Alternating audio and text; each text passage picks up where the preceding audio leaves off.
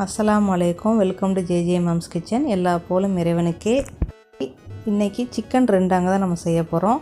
நான் ஏற்கனவே ரெண்டு தடவை நான் போட்டிருக்கேன். இறைச்சிலையும் கோழிலையும் நான் போட்டிருக்கிறேன். இதை என் மக வந்து செய்கிறாங்க, கொஞ்சம் வித்தியாசமான முறையில் செய்கிறாங்க அவங்க சிக்கன் ரெண்டாங். அதனால் இந்த வீடியோ எடுத்துருக்கிறேன். இது வரைக்கும் நம்ம சேனலை சப்ஸ்கிரைப் பண்ணி பக்கத்தில் இருக்கிற மணி பெல் ஐக்கானை கிளிக் பண்ணுங்கள். இந்த வீடியோ உங்களுக்கு பிடிச்சிச்சின்னா லைக் பண்ணுங்கள், கமெண்ட் பண்ணுங்கள். இப்போ வாங்க வீடியோவுக்கு போவோம்.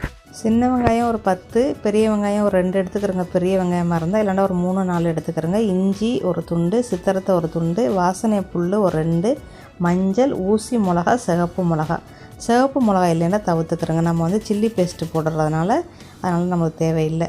சில்லி பேஸ்ட்டு குறைச்சி போட்டிங்கன்னா நீங்கள் சிகப்பு மிளகா சேர்த்துக்கிறோங்க கலருக்காண்டி. அப்புறம் புவா கிராஸ் போடுறாங்க. தமிழில் அதுக்கு என்ன பேருன்னு எனக்கு தெரியல. இது வந்து இயற்கையாக வந்து இறைச்சி கோழியெல்லாம் நல்லா நமுற வச்சிரும். மாட்டு இறைச்சிலாம் ஆக்கிறவங்க வந்து இந்த புவா கிராஸ் போட்டு ஆக்குவாங்க. அதுக்கு இது யூஸ் பண்ணுவாங்க. மகை எதுக்கு போடுறாங்கன்னு தெரியல. அப்புறம் தண்ணி ஊற்றுறாங்க. தண்ணி வந்து எப்படியும் ஒரு அரை கோழியாவது ஊற்றணும். ஏன்னா இந்த மிக்ஸி ஜார் அப்போ தான் சுற்றும், இல்லைன்னா சுற்றாது. அப்புறம் எண்ணெயை ஊற்றுறாங்க. எண்ணெயை ஊற்றி அந்த மசாலாவை போடுறாங்க. வந்து அரைச்சி வச்ச மசாலாவை ஊற்றுறாங்க. ஊற்றி அதை நல்லா எண்ணெய் விடணும், மேலே எண்ணெய் வரணும். அப்புறம் தான் கோழியை போடுறாங்க. நீங்கள் புவா கிராஸ் இல்லைன்னா வேணாம், தவிர்த்துக்கிறங்க. சரியா? அதுக்கு தமிழில் எனக்கு பேர் தெரியல. இப்போ சில்லி பேஸ்ட்டு வந்து 1.25 ஸ்பூன் போடுறாங்க. நீங்கள் 1.5 ஸ்பூனு 2 ஸ்பூன் போடலாம். அதுக்கு மேலே கூட போட்டுறாதீங்க. ஏன்னா இந்த மிளகா வந்து அவ்வளோ உரைக்காததுனால அவங்க வந்து 1.25 ஸ்பூன் போடுறாங்க. ஏன்னா மிளகாயும் போட்டிருக்காங்க. அப்புறம் மஞ்சள் இலை, புளிச்சங்காய், நார்த்தம் இலை, கிரிசி தேங்காய் பூடை பொரிச்சது. அதை நான் ஏற்கனவே ரெசிபி போட்டிருக்கிறேன். அப்புறம் தேங்காய் பால், திக்கு தேங்காய் பால், கோழி கருப்பட்டி.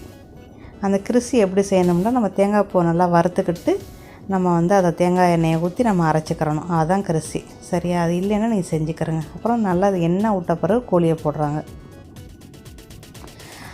சில ஜாமான் உங்களுக்கு இல்லைன்னா நீங்கள் தவிர்த்துக்கிறங்க. கண்டிப்பாக அந்த தேங்காய் பூ வறுவல் வேணும். அப்புறம் நல்லா கிண்டி விட்றாங்க. கிண்டி விட்டு அந்த கோழியை வந்து கொஞ்சம் தண்ணி விடணும்.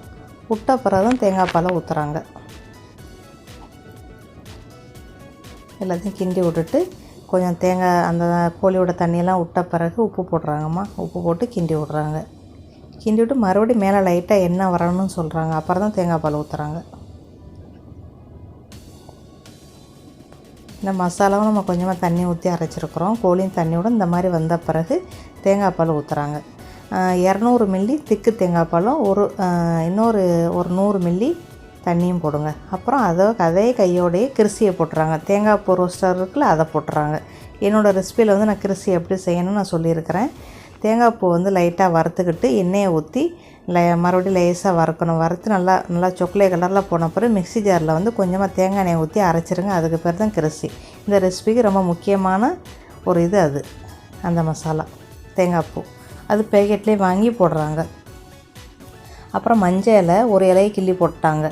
அது நடுவுக்குள்ள நரம்பை மட்டும் எடுத்துகிட்டு கிள்ளி போட்டாங்க. இந்த இலை நல்லா பெருசு. நம்ம வீட்டு இலையில் 3 இலை சேரும், இது ஒரு இலை.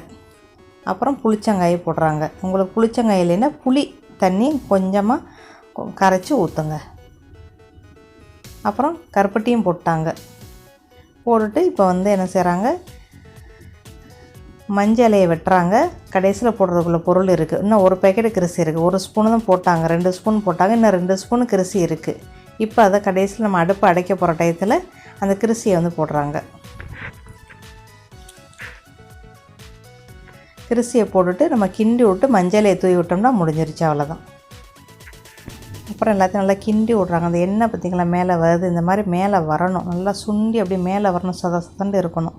வச்சு சாப்பிட்டு பாருங்கள், அப்படி ஒரு டேஸ்ட்டாக இருக்கும். ப்ரெட்டுக்கு சாப்பிட்லாம், சப்பாத்திக்கு சாப்பிட்லாம், சோத்துக்கு சாப்பிட்லாம். அவ்வளோ ஒரு அற்புதமாக இருக்கும். இன்றைக்கி வச்சு சாப்பிட்றதோட நாளைக்கு வச்சு சாப்பிட்டு பாருங்கள், ரொம்ப அருமையாக இருக்கும் இந்த ரெசிபி, இந்த ரெண்டாங்கிற ரெசிபி. சரி, அப்புறம் மஞ்சள் இலையை தூவி விட்டு அடுப்பு அடைச்சாச்சு ஃப்ரெண்ட்ஸ், அவ்வளோதான், முடிஞ்சிருச்சு.